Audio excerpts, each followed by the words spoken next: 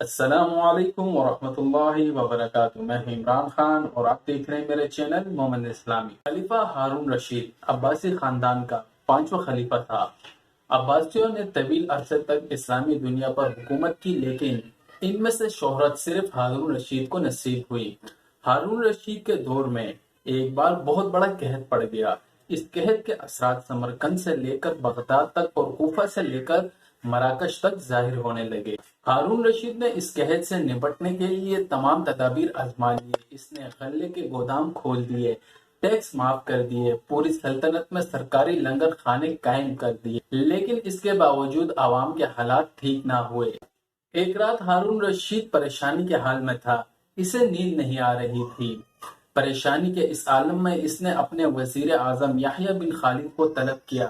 یحییٰ بن خالد ہارون رشید کا استاد بھی تھا۔ ہارون رشید نے اپنے استاد سے کہا، استاد محترم، آپ مجھے کوئی ایسی کہانی، کوئی ایسی داستان سنائیں جسے سن کر مجھے قرار آ جائے۔ یحییٰ بن خالد مسکرایا اور عرض کیا، بادشاہ سلامت، میں نے اللہ کی کسی نبی کی حیات طیبہ میں ایک داستان پڑھی تھی۔ داستان مقدر قسمت اور اللہ کی رضا کی سب سے بڑی اور شاندار تشریح ہے۔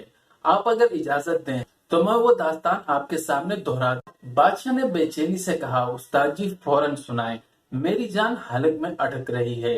یحییٰ خالد نے عرض کیا، کسی جنگل میں ایک بندریا سفر کے لیے روانہ ہونے لگی۔ اس کا ایک بچہ تھا، وہ بچے کو ساتھ نہیں لے جا سکتی تھی۔ چنانچہ وہ شیر کے پاس گئی اور اس سے عرض کیا، جناب آپ جنگل کے بادشاہ ہیں، میں سفر پر روانہ ہونے لگی ہوں، میری خواہش ہے آپ میرے بچے کی حفاظت اپنے ذمے لے لیں۔ شیر نے حامی بھر لی، بندریا نے اپنے بچے شیر کے حوالے کر دیا۔ شیر نے بچے اپنے کندھے پر بٹھا لیا، بندریا سفر پر روانہ ہو گئی۔ اب شیر روزانہ بندر کے بچے کو کندھے پر بٹھاتا اور جنگل میں اپنے روزمرہ کا کام کرتا۔ ایک دن وہ جنگل میں گھوم رہا تھا کہ اچانک آسمان سے ایک چیل نے ڈائی لگائی، شیر کے قریب پہنچی، بندریا کا بچہ اٹھایا اور آسمان میں گم ہو گئی۔ شیر جنگل میں بھاگا دوڑا، لیکن وہ چیل کو نہ پکڑ سکا۔ یحییٰ خالد رکا، اس نے سانس لیا اور خلیفہ ہارون رشید سے عرض کی، بادشاہ سلامت، چند دن بعد بندریا واپس آئی اور شیر سے اپنے بچے کا مطالبہ کر دیا۔ شیر نے شرمندگی سے جواب دیا، تمہارا بچہ تو چیل لے گیا ہے۔ بندریا کو غصہ آ گیا اور اس نے چلا کر کہا، تم کیسے بادشاہ ہو؟ تم ایک امانت کی حفاظت نہیں کر سکتے، تم اس سارے جنگل کا نظام کیسے چلاؤ گے؟ شیر نے افسوس سے سر ہلایا اور بولا، میں زمین کا بادشاہ ہوں، اگر زمین سے کوئی آفت تمہارے بچے کی طرف بڑھتی تو میں اسے روک لیتا، لیکن یہ آفت آسمان سے اتری تھی اور آسمان کی آفتیں صرف اور صرف آسمان والا روک سکتا ہے۔ یہ کہانی سنانے کے بعد یحییٰ بن خالد نے ہارون رشید سے عرض کیا، بادشاہ سلامت، قحط کی یہ آفت بھی اگر زمین سے نکلی ہوتی تو آپ اسے روک لیتے، یہ آسمان کا عذاب ہے، اسے صرف اللہ تعالیٰ روک سکتا ہے، چنانچہ آپ اسے رکوانے کے لیے بادشاہ نہ بنے، فقیر بنے، یہ آفت رک جائے گی۔ دنیا میں آفتیں دو قسم کی ہوتی ہیں، آسمانی مصیبتیں اور زمینی آفتیں۔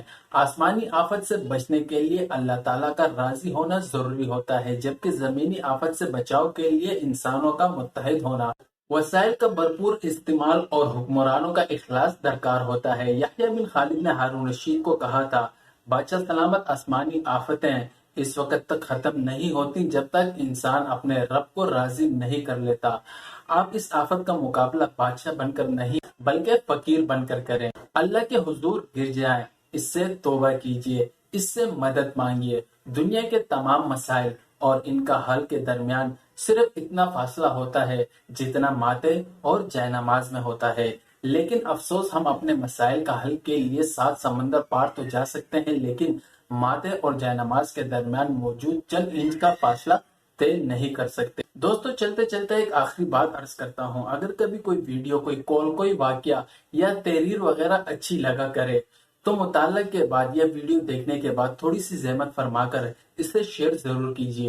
اس میں آپ کا بمشکل صرف ایک لمحہ ہوگا، لیکن ہو سکتا ہے کہ اس ایک لمحے کی اٹھائی ہوئی تکلیف سے آپ کی شیئر کردہ تحریر یا ویڈیو ہزار لوگوں کے لیے سبق آمیز ہو۔ وما علینا الا البلاغ۔